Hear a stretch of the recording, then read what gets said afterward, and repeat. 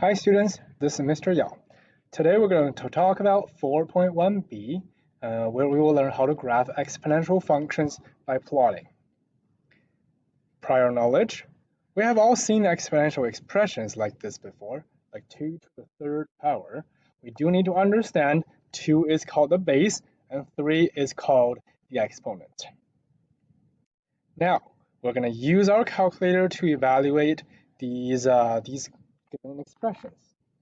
The first one, 2 to the third power, you can type in your calculator using the little caret button. So basically 2, the little caret, then 3, that's going to be 8. Or 2 times 2 times 2, that's also 8. For this, if you want to calculate it, that's going to be 1/2, because it's square, so it's 1/2 times 1/2, which is 1/4. Or if you use your calculator, please make sure you actually type the parentheses as well. So it's parentheses, and then the little caret, then 2.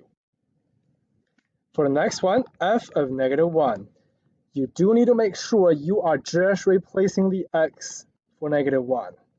So it's going to be 4, then times the x squared. The square is not on the 4, so 4x squared is different from 4x in parentheses and squared. They're different.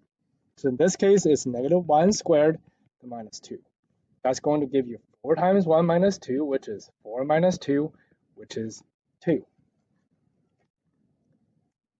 Now let's have a look. We can graph almost any function, no matter how complicated it is, by plotting points using an XY table.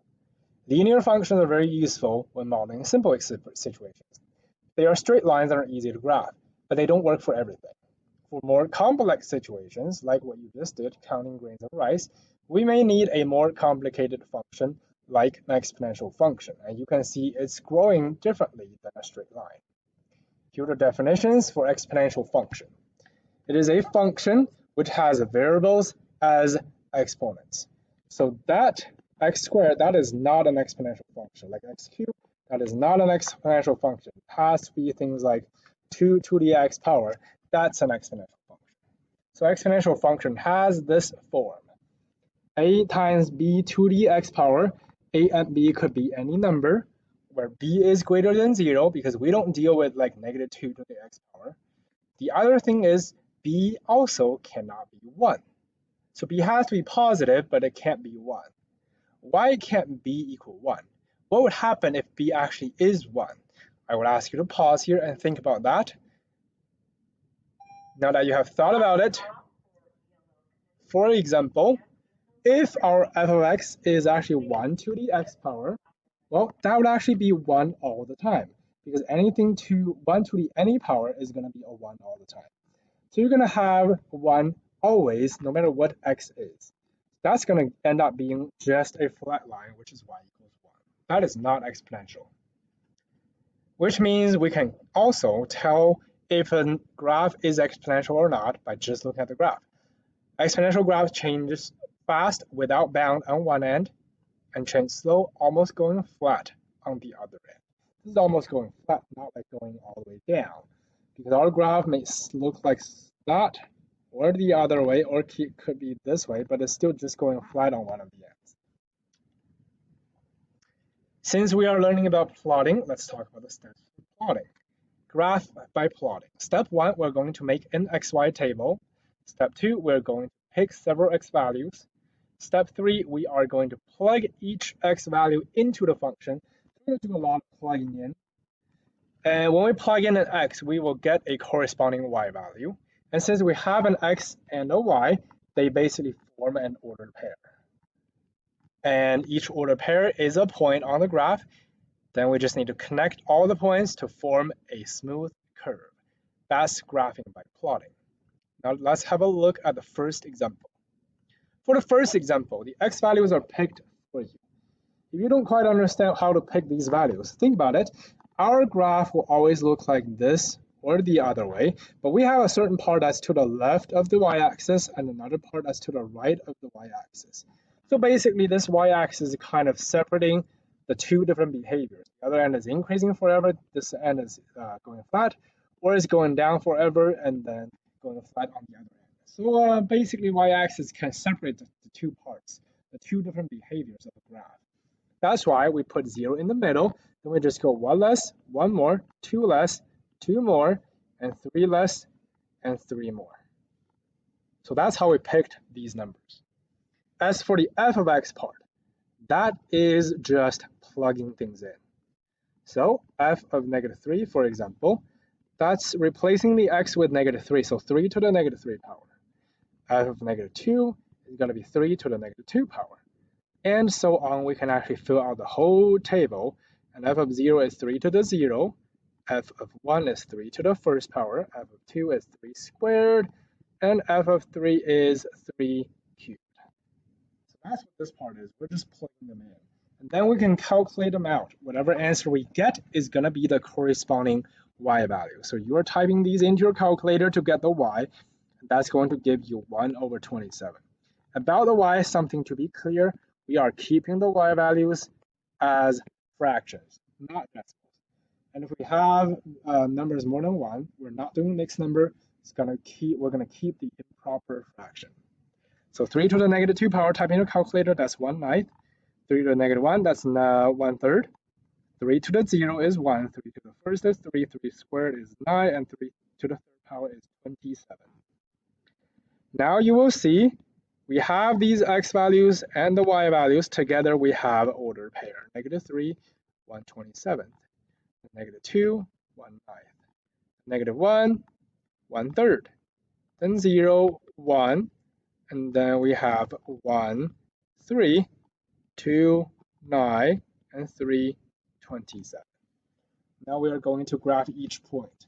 So here's the thing. We can't exactly precisely graph what is graph 127. So my point being, as long as you graph, I can tell it's actually increasing.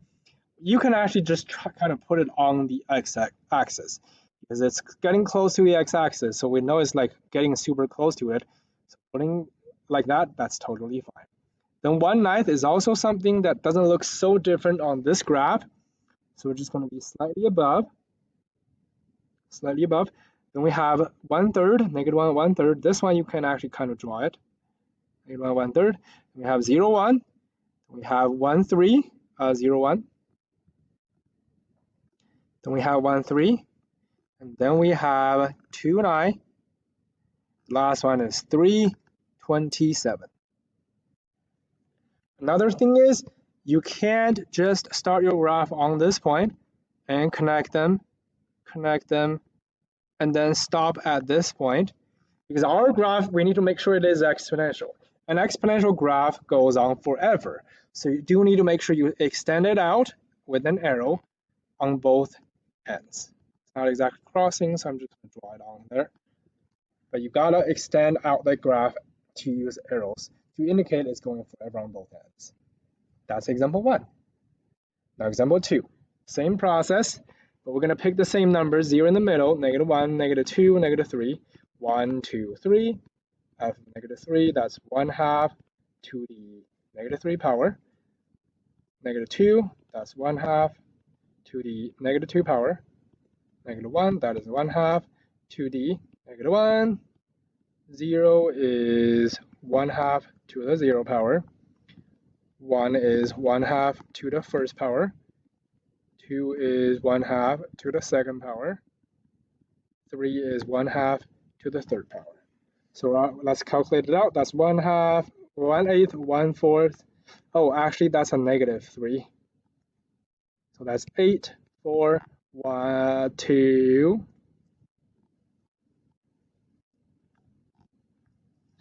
And then 1. Then that's 1/2, 1/4, and 1/8. So we have the points. -3, 8. -3, 8 is right here. Then -2 and 4. So -2, 4.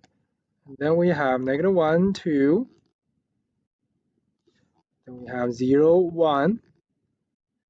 And we passed. We have 1, 1/2, 2, 1/4, and 3, 1/8. So we're going to graph them.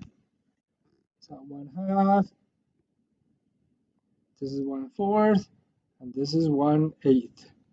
It's also pretty hard to tell, but it's as long as we are indicating.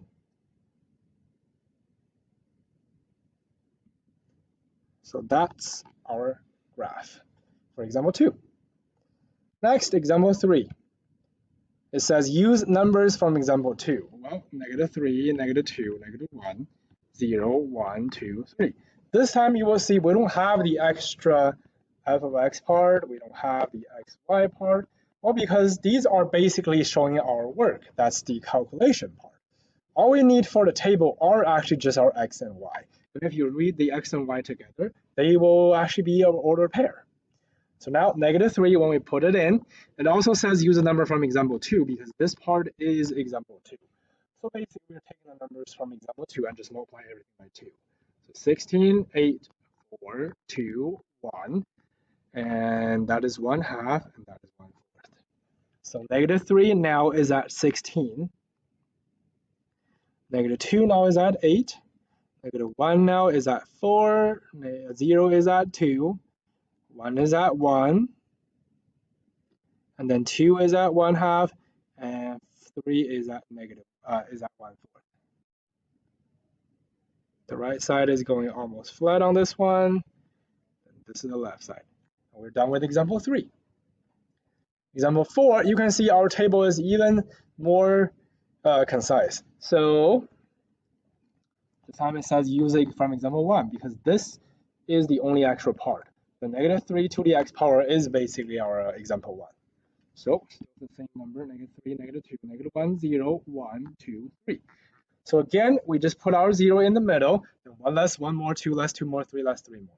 If you're only being asked to write 5 numbers, then you can just put 0 in the middle, 1 less, 1 more, and 2 less, which is -2, then 2 more. These would be your 5 numbers. Now we just need to plug it in to actually find our y value. So this is going to be 2 plus the 127th.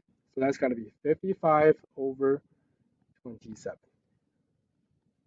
Because that's 2 plus 127. Next is going to be 2 plus 1/9. So that is going to be 19/9.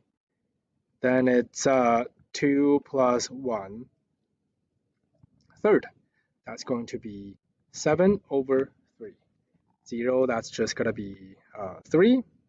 And when it's 1, that's going to be -1. Oh, actually 0, that's not 3. That's 1. Okay, when it's 2, that's going to be, oh, I just realized these are actually negative numbers. Because that's -3 to the x power. So we're going to actually need to subtract the 1/9, which gives us 17 on here and 53 on here. This is also minus. That's going to be 5/3. Then when it's 0, that's going to be 1. When it's 1, that's -1. And keep going. When it's 2, that's going to be -7. And when it's 3, that is -27 plus 2, which is -25. So here's our graph. At 3 is -25. At 2, it is -7. At 1, it is -1. Then at 0, it's 1. Then at -1 is 5/3. If you're like, I don't know where that is. Well, 5/3 is just in between 1 and 2. So it's got to be like here. Then it's getting super close to the 2 line. And it's getting even closer. So this time is actually going almost flat on the top.